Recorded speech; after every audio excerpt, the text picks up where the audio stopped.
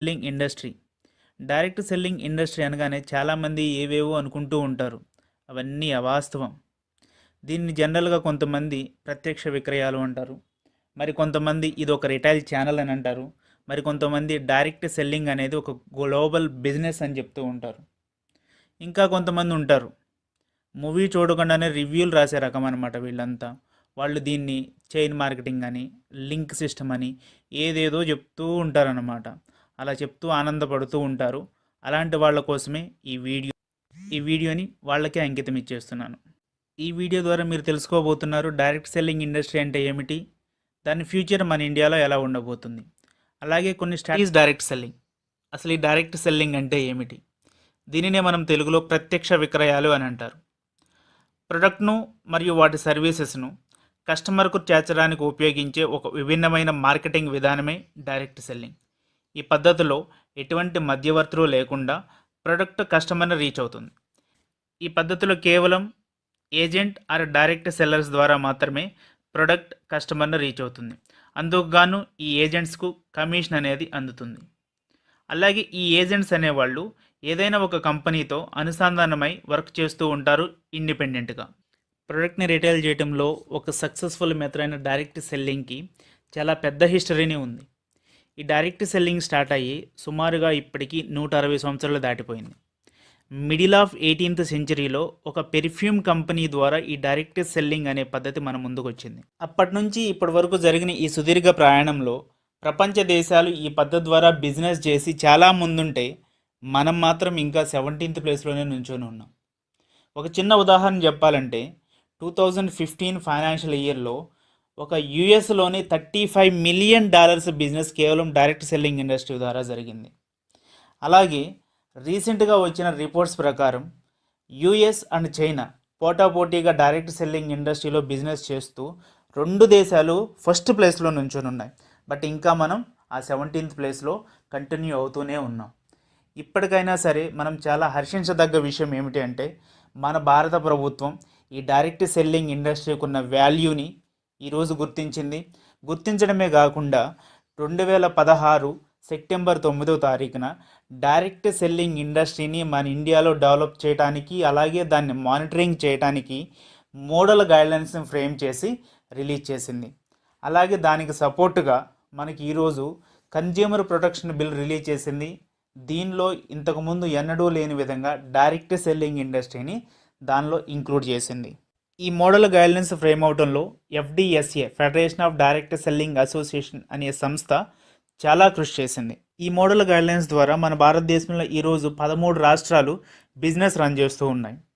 వాటిలో మన తెలుగు రాష్ట్రాలైన ఆంధ్రప్రదేశ్, తమిళనాడు, అలాగే ఒడిస్సా, మిజోరాం, వెస్ట్ బెంగాల్, సిక్కిం, ఛత్తీస్గఢ్, రాజస్థాన్, కేరళ, తమిళనాడు, గోవా, మహారాష్ట్ర, హిమాచల్ ప్రదేశ్ ఎక్సెట్రా. ఇన్ని రాష్ట్రాలు ఈరోజు మోడల్ గైడ్లైన్స్ ద్వారా డైరెక్ట్ సెల్లింగ్ ఇండస్ట్రీ బిజినెస్ని రన్ చేస్తున్నాయి అంటే నిజంగా డైరెక్ట్ సెల్లింగ్ ఇండస్ట్రీకి ఇండియాలో అంత ఫ్యూచర్ ఉందా? ఎస్, మన ఇండియాలో ఈరోజు డైరెక్ట్ సెల్లింగ్ ఇండస్ట్రీకి చాలా పెద్ద స్కోప్ ఉంది. ఇప్పటి వరకు మనం అనుకున్నది, వింటున్నది నిజమే. ఈరోజు మన ఇండియాలో డైరెక్ట్ సెల్లింగ్ ఇండస్ట్రీకి చాలా పెద్ద స్కోప్ ఉంది.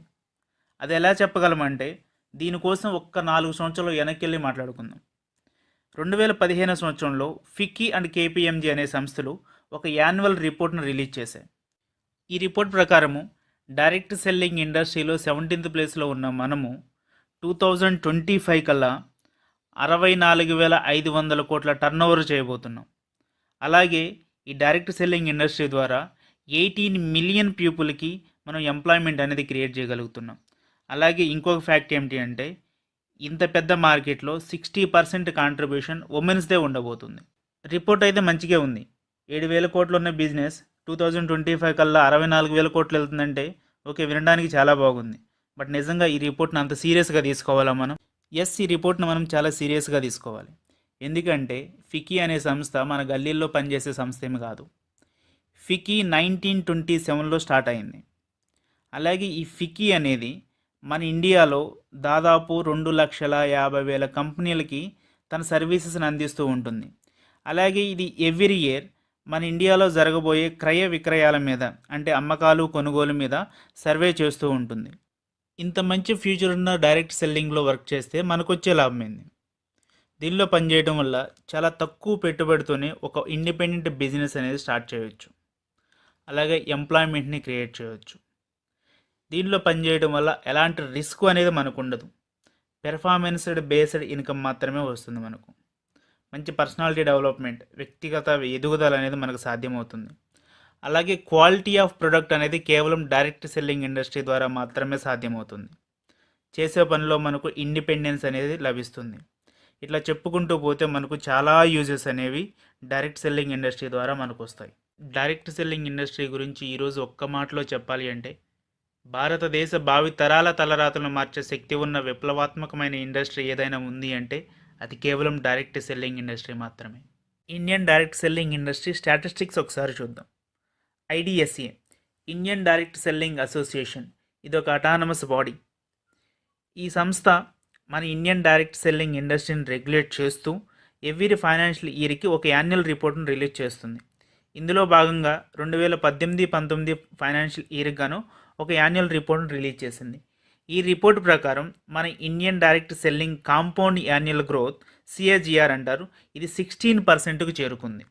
అలాగే ఈ రిపోర్ట్ ప్రకారం 2015-16 ఫైనాన్షియల్ ఇయర్లో 8,308 crores ఉన్న బిజినెస్ 2018-19 ఫైనాన్షియల్ ఇయర్ కంప్లీట్ అయ్యే వరకు 13,080 crores చేరుకుంది. అలాగే మన తెలుగు రాష్ట్రాలు కూడా డైరెక్ట్ సెల్లింగ్లో మంచి గ్రోత్ని సంపాదించాయి. ఈ రిపోర్ట్ ప్రకారం మహారాష్ట్ర స్టేట్ 13% బిజినెస్ షేర్తో సౌత్ రీజియన్ నుంచి ఫస్ట్ ప్లేస్లో ఉండగా, మన తెలుగు రాష్ట్రం తెలంగాణ 12% బిజినెస్ షేర్తో థర్డ్ ప్లేస్ సంపాదించింది. అలాగే ఆంధ్రప్రదేశ్ నుంచి 10% షేర్, అలాగే నార్త్ రీజియన్ నుంచి 27% highest business share, west region నుంచి 25% బిజినెస్ షేర్ మనకుంది. ఇంకా చెప్పాలంటే 1978లో స్టార్ట్ అయిన world federation of direct selling, WFDSA, ఈ సంస్థ కూడా తన 2018-19 యాన్యువల్ రిపోర్ట్లో డైరెక్ట్ సెల్లింగ్ ఇండస్ట్రీ ఫ్యూచర్ని ఒకే ఒక సెంటెన్స్లో చెప్పింది: direct selling is the future business.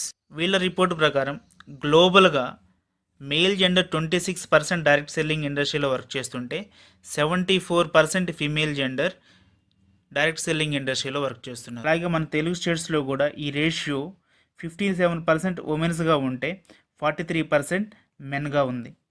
ఇంత బాగా Indian direct selling industry grow అవడానికి కొన్ని రీజన్స్ చూద్దాం. డైరెక్ట్ సెల్లింగ్కి గైడ్లైన్స్ రావటం, అలాగే ఇండివిజువల్ స్టేట్స్ వీటిని ఇంప్లిమెంట్ చేయటం, డైరెక్ట్ సెల్లింగ్ని ఒక నాన్ రీటైల్ స్టోర్ మోడల్గా గుర్తించడం, ఈ డైరెక్ట్ సెల్లింగ్ ఇండస్ట్రీ ద్వారా ఎంప్లాయ్మెంట్ ఆపర్చునిటీ అలాగే ఎంటర్ప్రెన్యూర్షిప్ని ఇవ్వడం, ఎడిషనల్ సోర్స్ ఆఫ్ ఇన్కమ్గా దీన్ని తీసుకోవడం, ఫైనాన్షియల్ ఇండిపెండెన్స్, అలాగే ఉమెన్ ఎంపవర్మెంట్కి ఇది దోహదపడతాం. డైరెక్ట్ సెల్లర్స్కి ఆర్గనైజేషన్స్ నుండి కంటిన్యూగా సపోర్ట్ అనేది ఉండటం, ఇలాంటి విషయాలు కొన్ని ఈరోజు మన ఇండియాలో డైరెక్ట్ సెల్లింగ్ ఇండస్ట్రీ గ్రోత్కి దోహదపడుతూ ఉన్నాయి. ఇంత గ్రోత్ ఉన్న ఈ ఇండస్ట్రీని ఇప్పటికీ తక్కువగా చూసేవాళ్ళు చాలామంది మనలో ఉన్నారు. ఇంకా దానికి రీజన్ డైరెక్ట్ సెల్లింగ్ ఇండస్ట్రీ కాన్సెప్ట్ని తప్పుగా అర్థం చేసుకోవటం, అలాగే మనలో కొంతమంది రాంగ్ కంపెనీస్తో అలాగే నెగిటివ్ ప్రొడక్ట్స్తో వర్క్ చేయటం, అలాగే చేసే వ్యక్తులు కొంతమంది చాలా అనెథికల్గా బిజినెస్ చేయటం, ఇలాంటి వాటి వల్లే డైరెక్ట్ సెల్లింగ్ ఇండస్ట్రీని చాలామంది తక్కువగా చూస్తున్నారు. ఫైనల్గా అందరికీ నేను చెప్పేది ఒకటే: direct selling the future business. ఇది మనందరి బిజినెస్, ప్రతి ఒక్కరి ఇండిపెండెంట్ బిజినెస్. ఈరోజు ఈ బిజినెస్ని మనం మంచిగా చేద్దాం, మన భావితరాలకు బాటలు వేద్దాం. Thank you all the best. ఈ ఇన్ఫర్మేషన్ మీకు నచ్చినట్లయితే లైక్ చేయండి, షేర్ చేయండి, అలాగే ఈ ఛానల్ని సబ్స్క్రైబ్ చేయండి.